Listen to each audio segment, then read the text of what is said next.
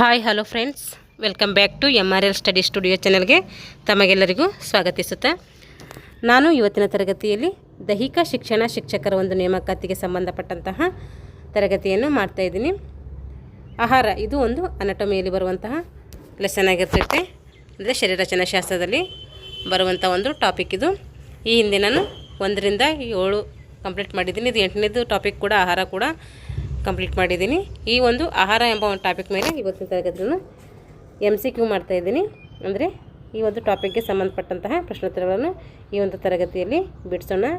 ಇದರ ಕುರಿತು ನಾನು ನಿನ್ನೆ ಒಂದು ತರಗತಿ ಮಾಡಿದ್ದೀನಿ. ಯಾರೆಲ್ಲ ಆ ತರಗತಿ ನೋಡಿಕೊಂಡ್ರು ಆ ತರಗತಿ ನೋಡಿಕೊಂಡು ಇವತ್ತಿನ ತರಗತಿಯನ್ನು ವೀಕ್ಷಿಸಿ. ಏಕೆಂದರೆ ಕಂಟೆಂಟ್ ಅರ್ಥ ಆದರೆ ಮಾತ್ರ ಅದ್ರ ಮೇಲೆ ಬರುವಂಥ ಪ್ರಶ್ನೋತ್ತರಗಳು ನಮಗೆ ಅರ್ಥ ಆಗ್ತೈತೆ. ಪ್ರತಿಯೊಂದು ಲೆಸನ್ನಿಗೂ ಕೂಡ ನಾವು ಥಿಯರಿ ಓದ್ಕೊಂಡು ಆಮೇಲೆ ಏನು ಮಾಡೋಣ, ಪ್ರಶ್ನೋತ್ತರಗಳನ್ನು ಬಿಡಿಸ್ತಾ ಹೋಗೋಣ. ನಿನ್ನೆ ಮಾಡಿದಂಥ ಒಂದು ಲೆಸನ್ ಮೇಲೆ ಇವತ್ತಿನ ತರಗತಿಯಲ್ಲಿ ಏನು ಮಾಡೋಣ, ನಾವು ಪ್ರಶ್ನೋತ್ತರಗಳನ್ನು ಬಿಡಿಸೋಣ. ಯಾರೆಲ್ಲ ದೈಹಿಕ ಶಿಕ್ಷಣ ಶಿಕ್ಷಕರ ಒಂದು ನೇಮಕಾತಿಗೆ ಪೂರ್ವ ಸಿದ್ಧತೆಯನ್ನು ಮಾಡ್ಕೊಳ್ತಿದ್ರು ಅವರು ಈ ಒಂದು ತರಗತಿಯನ್ನು ವೀಕ್ಷಿಸಿ ಅಂತ ಹೇಳ್ತಾ, ಮೊದಲನೇ ಪ್ರಶ್ನೆ ಬಂದ್ಬಿಟ್ಟು, ರಕ್ತದಲ್ಲಿನ ಹಿಮೋಗ್ಲೋಬಿನ್ ಪ್ರಮಾಣ 30ಕ್ಕಿಂತ ಕಡಿಮೆಯಾದರೆ ಬರುವಂತಹ ಕಾಯಿಲೆ ಯಾವುದು? ಮಾನವನ ದೇಹದಲ್ಲಿ ಹಿಮೋಗ್ಲೋಬಿನ್ ಪ್ರಮಾಣ ಎಷ್ಟಕ್ಕಿಂತ ಕಡಿಮೆ? 30%ಗಿಂತ ಕಡಿಮೆ ಆದರೆ ಯಾವ ರೋಗ ಬರ್ತದೆ ಅಂದರೆ ಅದು ಅನಿಮಿಯಾ ಬರ್ತೈತಿ. ಅನಿಮಿಯಾ ಬಂದಿದ್ದರೆ ನಮಗೆ ಗ್ಲೋಬಿನ್ ಕಡಿಮೆ ಆಗಿದೆ ಅಂತ ಅರ್ಥ. ರಕ್ತದಲ್ಲಿ ಏನಾಗಿದೆ, ಹಿಮೋಗ್ಲೋಬಿನ್ ಕಡಿಮೆ ಆಗಿದರೆ ನಮಗೇನು ಬರ್ತೈತಿ, ಅನಿಮಿಯಾ ಎಂಬ ರೋಗ ಬರ್ತೈತಿ. ರಕ್ತದ ಹೆಪ್ಪುಗಟ್ಟುವಿಕೆಗೆ ಪ್ರೋಟೀನ್ನ ಯಾವ ಅಂಶವು ಸಹಾಯ ಮಾಡ್ತೈತಿ? ರಕ್ತ ಹೆಪ್ಪುಗಟ್ಟಬೇಕಾದ್ರೆ ನಮಗೆ ಪ್ರೋಟೀನಲ್ಲಿರುವಂಥ ಯಾವ ಅಂಶವು ಸಹಾಯ ಮಾಡ್ತದೆ ಅಂದರೆ ಫೈಬ್ರೋನೋಜಿನ್.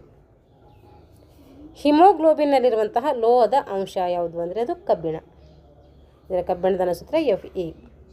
ರಕ್ತದಲ್ಲಿರುವ ಕೆಂಪು ರಕ್ತ ಕಣಗಳ ಉತ್ಪಾದನೆಗೆ ಅವಶ್ಯಕವಾದಂಥ ಪ್ರೋಟೀನ್ ಯಾವುದಂದರೆ ವಿಟಮಿನ್ B12. ಕೆಂಪು ರಕ್ತ ಕಣಗಳ ಉತ್ಪಾದನೆ ಆಗಬೇಕಾದ್ರೆ ಬೇಕಾಗುವಂಥ ಪ್ರೋಟೀನ್ ವಿಟಮಿನ್ B12. ಶಕ್ತಿಯ ಪ್ರಮಾಣವನ್ನು ಅಳೆಯುವಂಥ ಮಾಪನ ಯಾವುದು ಅಂತ ಕೇಳಿದ್ರೆ ಕಿಲೋ ಕ್ಯಾಲರಿಯಲ್ಲಿ ಅಳಿತೀವಿ. ಏನು ಮಾಡ್ತೀವಿ, ಕ್ಯಾಲರಿಯಲ್ಲಿ ಶಕ್ತಿಯ ಪ್ರಮಾಣವನ್ನು ಅಳಿತೀವಿ. ಅಯೋಡಿನ್ ಕೊರತೆಯಿಂದ ಬರುವಂಥ ರೋಗ ಯಾವುದಂದರೆ ಅದು ಗಾಯ್ಟರ್ ಅಥವಾ ಗಳಗಂಡ ಅಂತೇಳಿ ಕರಿತೀವಿ.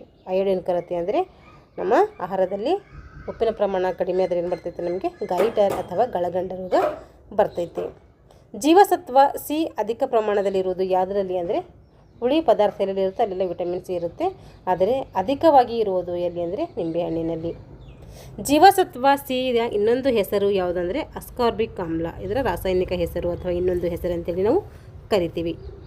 ರಾತ್ರಿ ಕುರುಡು ಉಂಟಾಗುವುದಕ್ಕೆ ಕಾರಣ ಯಾವುದು ಅಂದರೆ ಅದು ವಿಟಮಿನ್ A. ವಿಟಮಿನ್ B ಯಿಂದ ಬೇರೆ ಬೇರೆ ಬರುತ್ತೆ, ವಿಟಮಿನ್ C ಯಿಂದ ಸ್ಕರ್ವಿ ಬರುತ್ತೆ, ವಿಟಮಿನ್ D ಯಿಂದ ರಿಕೆಟ್ಸ್ ಬರುತ್ತೆ. ಇವೆಲ್ಲ ವಿಟಮಿನ್ ಮೇಲೆ ಬರುವಂತಹ ರೋಗಗಳು. ಇವಾಗ ಕೋಳಿ ಮೊಟ್ಟೆಲಿರುವ ಅತಿ ಹೆಚ್ಚಿನ ಜೀವಸತ್ವ ಯಾವುದು ಅಂತಂದರೆ ವಿಟಮಿನ್ A. ಏನಿದೆ, ಕೋಳಿ ಮೊಟ್ಟೆಯಲ್ಲಿ ವಿಟಮಿನ್ A ಕಂಡುಬರ್ತೈತೆ. ಇದೈತಾ, ಮೂಳೆಗಳು ಗಟ್ಟಿಯಾಗಲು ಅವಶ್ಯಕವಾಗಿ ಬೇಕಾಗಿರುವಂಥದ್ದು ಯಾವುದಂದರೆ ಕ್ಯಾಲ್ಸಿಯಂ ಎಂಬ ಲವಣ ಬೇಕು. ನಮಗೆ ಏನು ಬೇಕು, ಮೂಳೆಗಳು ಗಟ್ಟಿಯಾಗಿರಬೇಕಂದ್ರೆ ನಮಗೆ ಕ್ಯಾಲ್ಸಿಯಂ ಅವಶ್ಯಕವಾಗಿ ಬೇಕು. ಕ್ಯಾಲ್ಸಿಯಂ ಇರುವಂಥ ಆಹಾರ ಪದಾರ್ಥವನ್ನು ಸೇವನೆ ಮಾಡಬೇಕು. ನೀರಿನಲ್ಲಿ ಕರಗುವಂಥ ಜೀವಸತ್ವಗಳು ಯಾವುವು ಅಂದರೆ B ಮತ್ತು C. ಬಿಸಿ ಅಂತ ನೆನ್ಪಿಟ್ಕೊಳ್ರಿ, ಬಿಸಿ ನೀರದ್ದು ನೆನ್ಪಿಟ್ಕೊಂಡ್ರೆ ಬಿಸಿ ಏನಾಗುತ್ತೆ, ನಮಗೆ ನೀರಿನಲ್ಲಿ ಕರುವಂತಹ ಜೀವಸತ್ವಗಳು ಅಂತೇಳಿ ನಾವು ನೆನ್ಪಿಟ್ಕೋಬೋದು. A, D, E, K ಇವು ಏನು, ಕೊಬ್ಬಿನಲ್ಲಿ ಕರಗುವಂಥ ಜೀವಸತ್ವಗಳು. ರಕ್ತಹೀನತೆಗೆ ಕಾರಣ ಏನು ಅಂತಂದರೆ ಕಬ್ಬಿಣದ ಕೊರತೆ. ರಕ್ತಹೀನತೆ ಆಗಲಿಕ್ಕೆ ಕಾರಣವಾದಂತಹ ಅಂಶ ಅಂದರೆ ಅದು ಕಬ್ಬಿಣದ ಕೊರತೆ. ಅದರ ಏನ್ಮಾಡ್ತೈತೆ, ನಮಗೆ ರಕ್ತಹೀನತೆ ಬರ್ತೈತಿ. ದೇಹದಲ್ಲಿ ವಿಟಮಿನ್ D ಉತ್ಪಾದಿಸುವುದು ಎದರಿಂದ ಅಂದರೆ ಚರ್ಮ. ನಮ್ಮ ಏನು ಮಾಡ್ತೈತೆ, ನಾವು ಸೂರ್ಯನ ಬೆಳಕು ತಗೊಂಬೋದ್ರಿಂದ ನಮ್ಗೆ ಏನಾಗುತ್ತೆ, ಡಿ ವಿಟಮಿನ್ ಸಿಗುತ್ತೆ. ಅವು ನಮ್ಮ ಚರ್ಮದಲ್ಲಿ ಬೀಳುವುದರಿಂದ ನಮಗೆ ಡಿ ವಿಟಮಿನ್ ಏನಾಗುತ್ತೆ, ಸಹಜವಾಗಿ ಸಿಗ್ತೈತೆ. ಜೀವಸತ್ವ C ಕೊರತೆಯಿಂದ ಏನು ಬರ್ತೈತೆ, ಸ್ಕರ್ವಿ ಬರ್ತೈತೆ. ಇದರ ರಾಸಾಯನಿಕ ಹೆಸರು ನೋಡಿದವರು ಅದು ಅಸ್ಕಾರ್ಬಿಕ್ ಆಮ್ಲ. ಡಿ ಜೀವಸತ್ವ ಕೊರತೆಯಿಂದ ರಿಕೆಟ್ಸ್ ಮತ್ತು ಅಸ್ಮಿಯೋಮೊಲಾಸಿಯಾ ಎಂಬ ರೋಗ ಬರ್ತೈತೆ.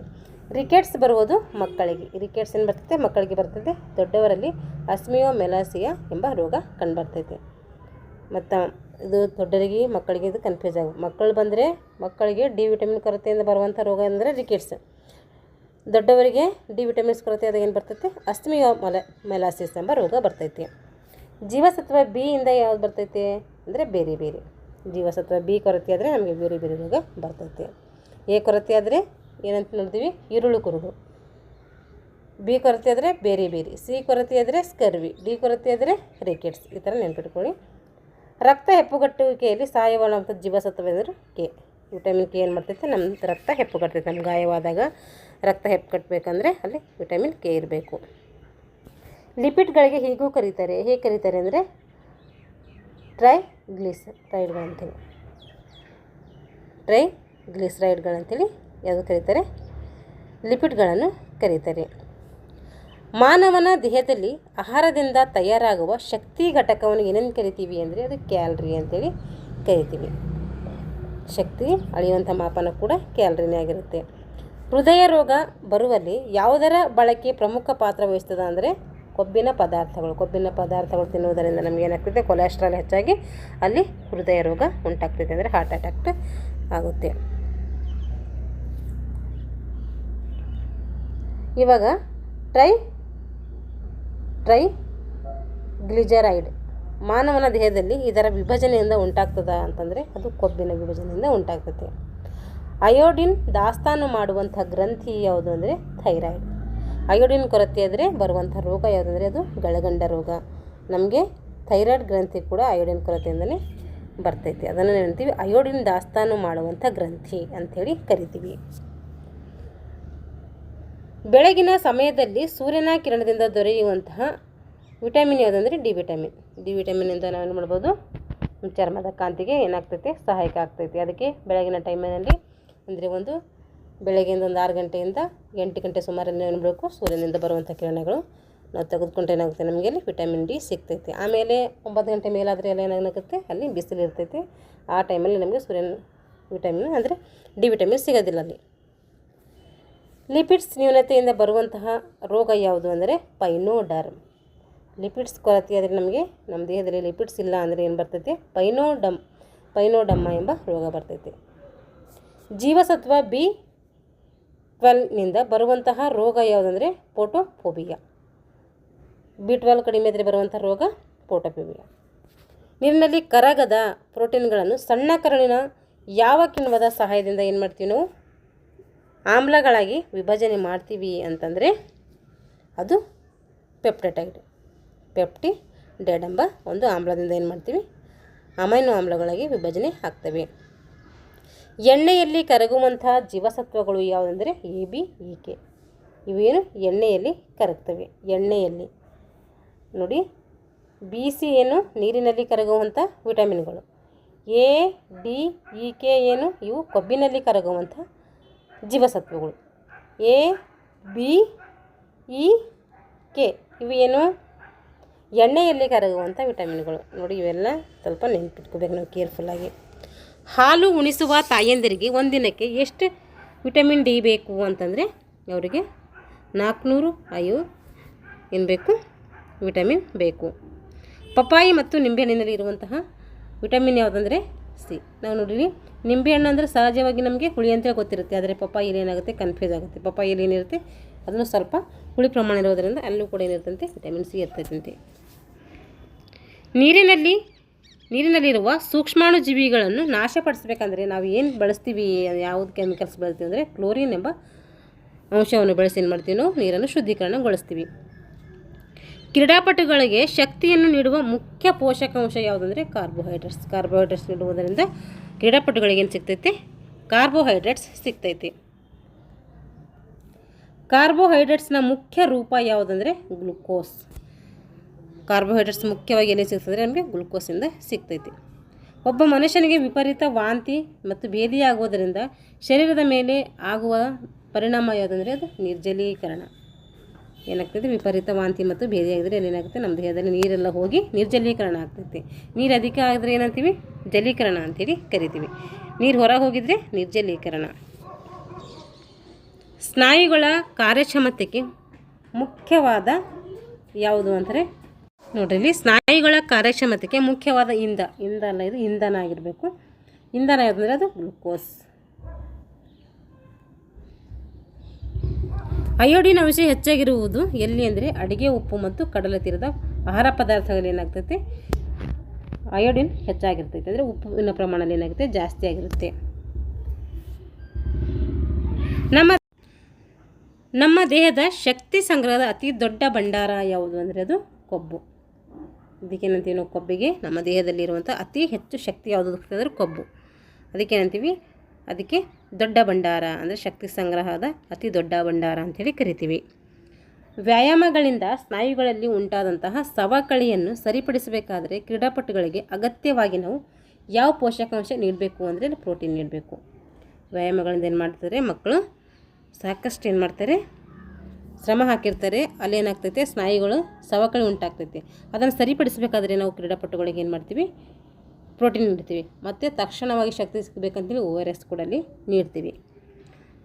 ಇವು ಆಹಾರದ ಸಾಗಣೆ ಮತ್ತು ತ್ಯಾಜ್ಯ ವಿಸರ್ಜನೆಗೆ ಸಹಕಾರಿ. ಅವಂದರೆ ನಾರು ಪದಾರ್ಥಗಳು ಸೇವನೆ ಮಾಡುವುದರಿಂದ ನಮಗೇನಾಗುತ್ತೆ, ತ್ಯಾಜ್ಯ ವಿಸರ್ಜನೆ ಸುಲಭವಾಗಿ ಮಾಡ್ಬೋದು. ವಯಸ್ಕರಿಗೆ ಪ್ರತಿದಿನ ಅವಶ್ಯಕವಾದ ಶರ್ಕರ ಪಿಷ್ಟ ಎಷ್ಟು ಬೇಕು ಅಂತಂದರೆ ಅವರಿಗೆ 300 ಗ್ರಾಮ್ ಬೇಕು. ಹಣ್ಣು ಮತ್ತು ಜೇನುತುಪ್ಪದಲ್ಲಿ ದೊರೆಯುವ ಮೊನೊಸ್ಯಾಕರೈಡ್ಗಳು ಯಾವುವಂದರೆ ಗ್ಲುಕೋಸ್, ಫ್ರಕ್ಟೋಸ್, ಗ್ಯಾಲಕ್ಟೋಸ್, ರೈಬೋಸ್. ಇವೇನು ಹಣ್ಣು ಮತ್ತು ಜೇನುತುಪ್ಪದಲ್ಲಿ ಸಿಗ್ತೈತೆ. ರುಚಿ ಇಲ್ಲದ ಮತ್ತು ನೀರಿನಲ್ಲಿ ಕರಗದ ಮಾನೋಸ್ಯಾಕರೈಡ್ಗಳಿಂದ ಮಾಡಲ್ಪಟ್ಟಿರುವ ಪಾಲಿಸ್ಯಾಕರೈಡ್ಗಳ ಬಹುಸಂಕೀರ್ಣ ಪದಾರ್ಥಗಳು ಯಾವ್ಯಾವು ಅಂದರೆ ಒಂದು ಸೆಲ್ಯುಲೋಸ್, ಇನ್ನೊಂದು ಗ್ಲೈಕೋಜನ್. ಏನು ರುಚಿ ಇಲ್ಲದ ಮತ್ತು ನೀರಿನಲ್ಲಿ ಕರಗದ ಮಾನೋಸ್ಯಾಕರೈಡ್ಗಳಿಂದ ಮಾಡಲ್ಪಟ್ಟಿರುವ ಪಾಲಿಸ್ಯಾಕರೈಡ್ಗಳ ಬಹುಸಂಕೀರ್ಣ ಪದಾರ್ಥ ಅಂದರೆ ಸೆಲ್ಯುಲೋಸ್ ಮತ್ತು ಗ್ಲೈಕೋಜನ್. ಇವೆಲ್ಲ ವೆರಿ ಇಂಪಾರ್ಟೆಂಟು, ನಾವು ನೆನ್ಪಿಟ್ಕೊಳ್ಬೇಕು ನೀಟಾಗಿ. ನಮ್ಮ ಶರೀರ ಉತ್ಪಾದಿಸಲಾಗದ ನಮ್ಮ ದೇಹದಲ್ಲಿ ಇರಬೇಕಾದಂತಹ ಕೊಬ್ಬಿನ ಆಮ್ಲಗಳು ನಮ್ಮ ಶರೀರ ಏನು ಮಾಡಲ್ಲ, ಇದು ಉತ್ಪಾದನೆ ಮಾಡಲ್ಲ. ಆದರೆ ಅವಶ್ಯವಾಗಿ ಏನು ಬೇಕು, ಇದು ನಮ್ಮ ದೇಹದಲ್ಲಿ ಇರಬೇಕು. ಅದು ಯಾವುದಪ್ಪ ಅಂದರೆ ಲಿನೋಲೇಯಿಕ್, ಲಿನೋಲೇನಿಕ್. ಲಿನೋಲೇಯಿಕ್ ಇದು ಲಿನೋಲೇನಿಕ್, ಎರಡೇ ಅಕ್ಷರ ಡಿಫ್ರೆನ್ಸ್ ಇರುತ್ತೆ, ಅಲ್ಲೊಂದು ಅಕ್ಷರ ಇಲ್ಲೊಂದು ಅಕ್ಷರ. ಇದು ಇಷ್ಟು ಲಿನೋಲೇಯಿಕ್, ಇದು ಲಿನೋಲೇನಿಕ್. ನಮ್ಮ ದೇಹ ಏನು ಮಾಡಲ್ಲ, ಇದು ಉತ್ಪಾದಿಸಲ್ಲ, ಆದರೆ ನಮ್ಮ ಶರೀರದಲ್ಲಿ ಅವಶ್ಯಕವಾಗಿ ಇದು ಇರಬೇಕಂತೆ. ವಯಸ್ಕರಲ್ಲಿ ವಿಟಮಿನ್ ಡಿ ಕೊರತೆಯಿಂದ ಬರುವಂತಹ ರೋಗ ಯಾವುದಂದರೆ ಅಸ್ಮಿಯೋಮೆಲಾಸಿಯಾ. ಇದೇನು ಮಾಡ್ತೈತಿ, ವಿಟಮಿನ್ ಡಿ ಕೊರತೆಯಿಂದ ವಯಸ್ಕರಿಗೆ ಬರ್ತೈತೆ. ಮಕ್ಕಳಿಗೆ ಅದು ಬರ್ತೈತೆ, ರಿಕೆಟ್ಸ್ ಬರುತ್ತೆ. ವಿಟಮಿನ್ ಡಿ ಕೊರತೆ ಇದ್ದರೆ ಮಕ್ಕಳಲ್ಲಿ ಬರುವಂಥ ರೋಗ ವಿಟಮಿನ್ ಡಿ, ಇದು ರಿಕೆಟ್ಸ್. ಶಿಶುವಿನ ಜನನದ ಕಾಲದಲ್ಲಿ ಅಧಿಕ ರಕ್ತಸ್ರಾವವಾಗುವುದನ್ನು ತಡೆಯಲು ಹಾಗೂ ಗರ್ಭಿಣಿಯರಿಗೆ ಅವಶ್ಯಕವಾದ ಜೀವಸತ್ವ ಯಾವ್ದು ಬೇಕಂದರೆ ವಿಟಮಿನ್ ಕೆ ಏನು ಮಾಡ್ತೈತೆ, ರಕ್ತಸ್ರಾವ ಅಂದರೆ ರಕ್ತವನ್ನು ಹೆಪ್ಪುಗಟ್ತೈತೆ. ಅದಕ್ಕಾಗಿ ಶಿಶು ಜನನ ಆದಾಗ ಏನು ಮಾಡ್ತೈತೆ, ಅಧಿಕ ರಕ್ತಸ್ರಾವ ಆಗ್ತೈತೆ. ಅದನ್ನು ತಡೆಗಟ್ಟಬೇಕು. ಮತ್ತು ಗರ್ಭಿಣಿಯರಿಗೆ ಅವಶ್ಯಕವಾಗಿ ಅದು ಬೇಕಂದರೆ ಅದು ವಿಟಮಿನ್ ಕೆ. ಪೆಲೆಗ್ರಾ ಎಂಬ ಚರ್ಮ ರೋಗವನ್ನು ನಿವಾರಣೆಗೆ ಬೇಕಾದಂಥ ಜೀವಸತ್ವ ಯಾವುದು ಅಂದರೆ B2. ಪೆಲೆಗ್ರಾ ಎಂಬ ಚರ್ಮ ರೋಗ ಏನು ಮಾಡೋದು, ವಾಸಿ ಮಾಡ್ಕೋಬೇಕಂದ್ರೆ ನಿಮ್ಗೆ ಯಾವ ಜೀವಸತ್ವ ಬೇಕಂದರೆ ವಿಟಮಿನ್ B ಬೇಕು. ಇಲ್ಲಿಗೆ ಏನಾಯಿತು, ಆಹಾರ ಒಂದು ಟಾಪಿಕ್ ಮೇಲೆ ನಾವೇನು ಮಾಡಿದ್ದೀವಿ, ಎಷ್ಟು ಲೆಸನ್ ಮಾಡಿದ್ದೀವೋ ಅಂದರೆ ಎಷ್ಟು ಟಾಪಿಕ್ ಹೇಳಿದೆವೋ ಆ ಟಾಪಿಕ್ ಮೇಲೆ ಮಾಡಿದ್ದೀವಿ. ಇವತ್ತು ಪ್ರಶ್ನೋತ್ತರಗಳನ್ನು ನೋಡಿದ್ದೀವಿ. ಯಾರೆಲ್ಲ ದೈಹಿಕ ಶಿಕ್ಷಕರ ಒಂದು ಪ್ರಿಪ್ರೇಷನ್ಗೆ ತಯಾರಿ ನಡೆಸ್ತಾ ಇದ್ದೀರೋ ಅವ್ರೇನು ಮಾಡಿ ಅಂದರೆ ಈ ಒಂದು ತರಗತಿಗಳನ್ನು ಬಳಸ್ಕೊಳ್ಳಿ ಅಂತ ಹೇಳ್ತಾ, ಯಾರೆಲ್ಲ ನಮ್ಮ ಚಾನಲ್ನ ಸಬ್ಸ್ಕ್ರೈಬ್ ಮಾಡಿಕೊಂಡು ದಯವಿಟ್ಟು ಚಾನಲ್ನ ಸಬ್ಸ್ಕ್ರೈಬ್ ಮಾಡಿಕೊಂಡು ವಿಡಿಯೋವನ್ನು ವಾಚ್ ಮಾಡಿ. ಇಷ್ಟ ಆಗಿದರೆ ಲೈಕ್ ಆ್ಯಂಡ್ ಶೇರ್ ಮಾಡಿ ಅಂತ ಹೇಳ್ತಾ, ಥ್ಯಾಂಕ್ಸ್ ಫಾರ್ ವಾಚಿಂಗ್ ಆಲ್.